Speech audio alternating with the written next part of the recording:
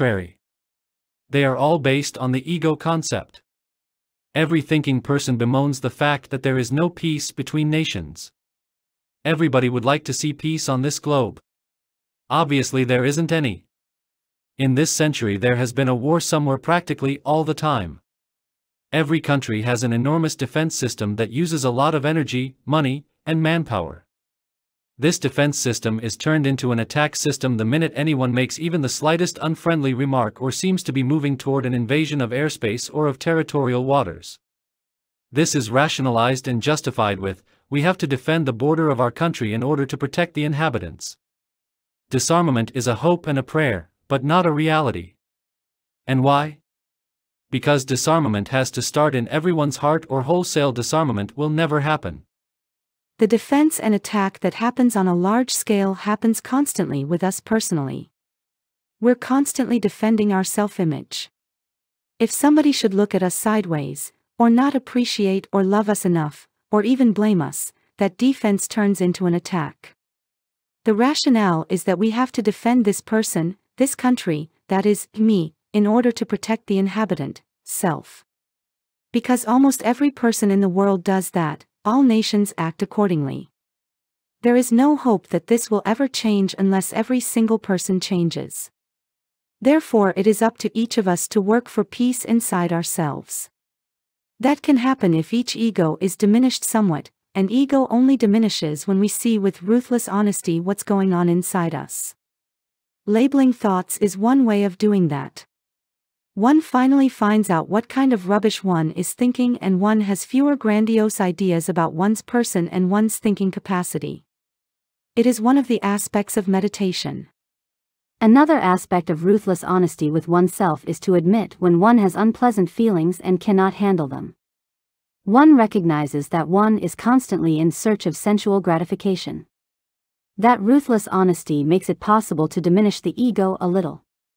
When one does that, compassion becomes a possibility, real compassion, not just the word. The words are facile. They are available to anybody who can talk. Small children from the age of 6 upward can repeat the loving-kindness discourse, page 87. It all sounds very nice, but what does it do? The repetition of these words cannot possibly bring about a feeling, yet we live according to our feelings. That's why it's so essential to know our own feelings. We believe we live according to our thinking, but we don't. First comes the feeling and then comes the reaction. Then the thinking process justifies the reaction. Understanding our feelings is of the utmost importance. It's of the essence. How can we ever know what it means to love or what it means to have compassion if we don't feel them? We may know about them, but how can we ever actualize them if we don't feel them? Liberation is not knowing, it is feeling. Everybody feels me. Everybody knows his or her name, but everybody also feels that the name describes this special me. One can feel the self. So in order to get to non-self, non-self has to be felt too. Compassion is a feeling in the heart and does not need special reasons or special conditions. It can be totally unconditional. We don't have to wait for special occasions to arise, namely that someone is beset by tragedy or their body gives them great pain. If we have to wait for those to arouse compassion in ourselves, it is going to be an on and off affair, probably more off than on. That's not a compassionate heart. A compassionate heart, just like a loving heart, feels compassion all the time because everybody has suffering. It's embedded in the first noble truth of the Buddha's teaching. There is nobody without it, because life, existence, is suffering. This doesn't mean tragedy. It means that all that happens contains friction and irritation and a constant wish for more, or for remaining so, or for becoming different. Total equanimity is not the lot of human beings, other than arahants. Compassion is called for at all times, not only when tragedies have befallen people. This feeling for others is only possible with a diminished ego. Ego, concern, is at the root of the problems people have with each other. Because everybody has the same ego concern, nobody can really feel for another person. Anybody who does, stands out as somebody special. A sad and absurd state of affairs, because compassion and loving kindness in the heart make the one who has them happy. Yet most people are lacking them. There's very little real happiness to be found anywhere. Yet these two feelings in the heart are sources of joy, because they diminish the ego. Anyone who is only ego-centered has little joyfulness because there is no satisfaction to be had in ego gratification. We can never get to the end of our problems. There's always a new one arising. But when one lets go of that and directs one's attention to the all-prevailing unsatisfactoriness, to which every living being is subject, not only can one see the universality of it, but also that one's own particular suffering has no real significance. It's part of the whole of existence. Then compassion for oneself and all beings arises. And determination to make an end to all suffering gains the strength it needs to succeed. Sympathetic joy. The next of our four friends is joy with others, or sympathetic joy. The far enemy of it is envy, which is easy to see. The near enemy is affectation or hypocrisy, saying one thing and meaning another. For example, if someone has some good fortune and one feels obliged to offer congratulations, using just the words but not feeling anything, or worse, using the words and thinking the opposite. Something like, "Why isn't it happening to me? Why always to someone else?" Joy with others is a sure antidote for depression. Anybody who suffers from depression is suffering from the lack of joy with others, the lack of sympathetic joy. One cannot always have joyful occasions, joyful thoughts in one's own life, but if one has joy with other people, one can surely find something to be happy about. One can also have joy with other people's abilities. Most people find it extremely difficult to admit that someone else is very capable. Reluctantly one sometimes says, "Well, he can do that, but," and immediately a detraction follows instead of joy with the other person who can do something better than oneself. There are so many things other people can do better than ourselves. Some can sing and some can paint, some can dance and some can translate, some can make money and some can live without. Everybody has some ability. One can find innumerable occasions for being joyful. Joy with others is also good karma making. I was in a little village once where there was a special bell attached to the temple. Whenever anyone in that village had some good fortune, they would go and ring that bell. If the harvest was brought in, or the daughter got married, if someone came back from the hospital, or a good business deal had been arranged, if the roof had been reshingled, anything at all that gave them joy. When the bell was rung, everybody would come out, look in the direction of the person who was ringing the bell and say, "Well done. Well done." The one who was ringing the bell was making good karma by making it possible for the others to share his joy. The others were making good karma by sharing another's joy.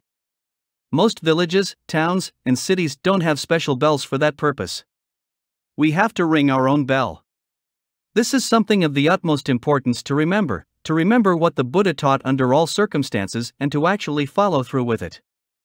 Not just to remember it on special occasions or when tragedy strikes, but to remember it at all times because it is the recipe for happy and peaceful living. The Buddha said, "There is only one thing I teach, and that is suffering and its end to reach." He made a gigantic promise and he kept that promise. That's what he teaches, the end of suffering. Unless we remember that ego is at the bottom of the whole problem and try to do something about it, we have forgotten his teachings. They are not an occasional benefit. They need to be inside the heart and mind all the time. Equanimity. The last of our four friends is the crowning glory of all emotions, equanimity, even-mindedness. Its far enemy is anxiety and restlessness, but its near enemy is indifference, and the two are easily confused. Indifference is a state of mind that says, "I don't care, as long as it doesn't happen to me. Or my family. I don't want to know about it. I don't want to get upset." Indifference is cold, rejecting. It has no love in it, no loving kindness. We just want to protect ourselves, and to accomplish that we become disinterested. But even-mindedness is based on the wisdom and the insight that everything changes, on an understanding of total impermanence. No matter what happens, it will all come to an end. Whatever may be, it doesn't have any real significance. The door to the deathless, through impermanence, is the signless door, which means no significance. There is nothing in the whole of the universe that is really significant except liberation. So, equanimity derives from the insight that everything constantly changes, whether what has happened feels good or bad is neither a cause for elation nor for depression. It's just happening. We are here as this specific human being for maybe 60, 70, 80 years. So what's all the hustle and bustle about? What is there to gain? Where is there to go? It's all just happening. The only reason we have no true equanimity is because of ego protection. We fear that I may be in some sort of danger, some sort of attack on me, which may make my life less secure. The security that everyone is looking for is a myth anyway. It is an illusion. There is no security. Everybody is subject to death. Everything we have is subject to destruction. Everyone we love is subject to death, decay, disease, disappearance, changing his or her mind. There is no security in any of that.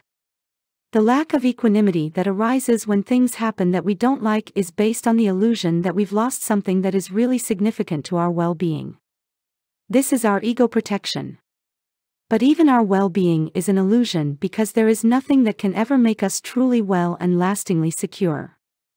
Equanimity needs more than just the determination to be even-minded. Determination is useful, but it can easily be based on suppression. We tend to suppress our strong emotions.